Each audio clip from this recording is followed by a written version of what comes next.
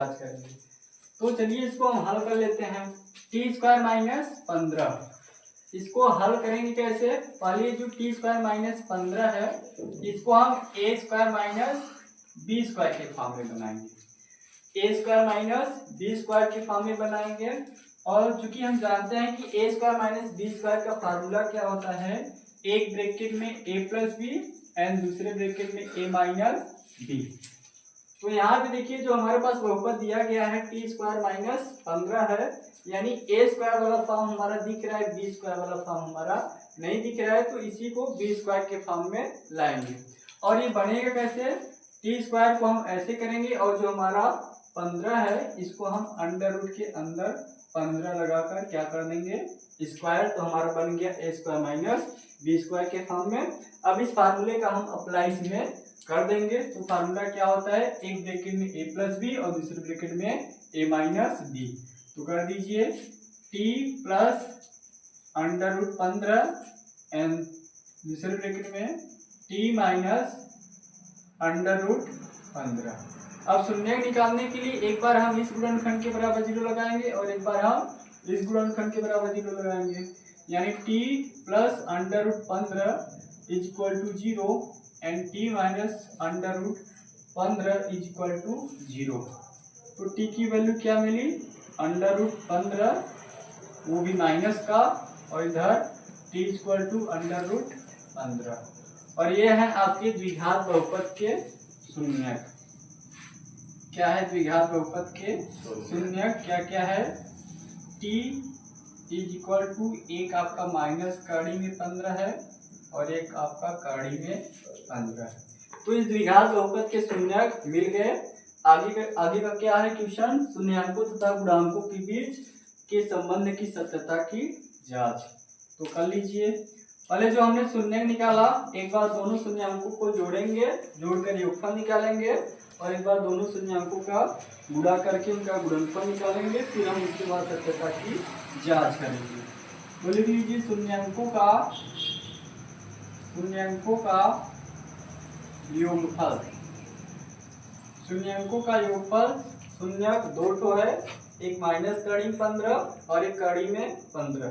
योगफल के लिए दोनों शून्याङ्कों को क्या करेंगे, जोड़ देंगे, यानी माइनस अंडर रूट 15 और कड़ी में 15। ये माइनस कड़ी 15 और ये प्लस कड़ी में 15, एक दूसरे से कटकर क्या हो जाएगा, 0।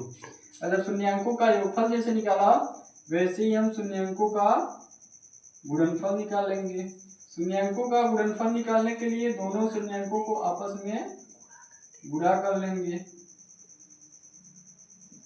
तो कर लीजिए, एक शून्यक आपका माइनस कड़ी में 15 है और दूसरा शून्यक आपका कड़ी में 15 है, और कड़ी 15 का गुणा कड़ी 15 में किया जाएगा तो आपका कड़ी हट जाएगा, आएगा क्या, माइनस 15। यानी शून्याङ्कों का योगफल आपका 0 मिला और शून्याङ्कों का जो गुणनफल मिला वो माइनस 15 मिला। अब इसी के साथ हम सत्यता की जांच कर लेते हैं। सत्यता की जांच कर लीजिए। सत्यता की जांच के लिए हमारे पास कुछ रिजल्ट होता है, उस रिजल्ट को देखने से पहले जो आपको बहुपद दिया गया है उसको लिख लीजिए। टी स्क्वायर माइनस 15 है।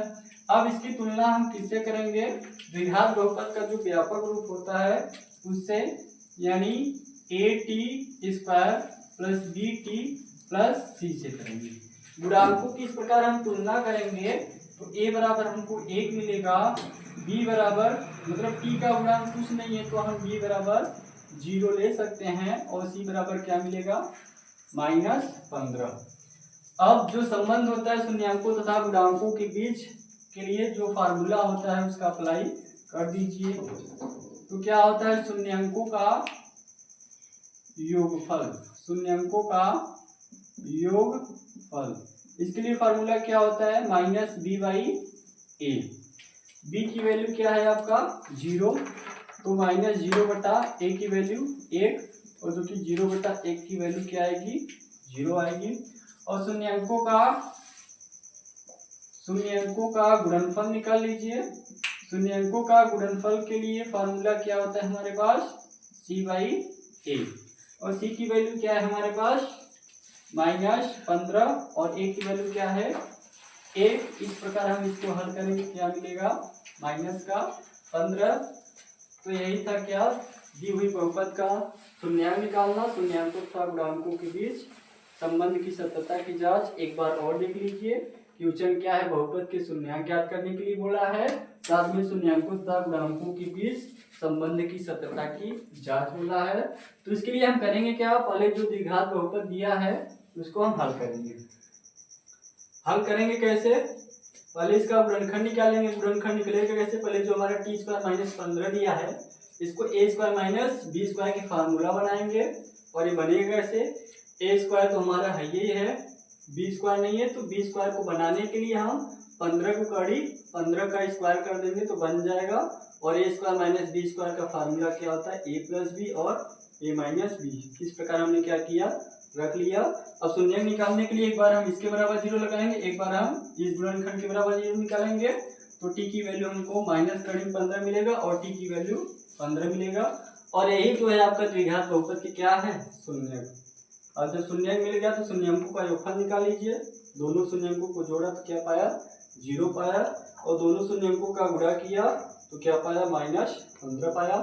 अब सत्यता की जांच में क्या करेंगे, जो आपका द्विघात बहुपद दिया है उसको लिख लेंगे और इसकी तुलना हम मानक बहुपद से कर देंगे। मानक बहुपद क्या होता है, A square plus B T plus C बराबर 0 नहीं, यही होता है।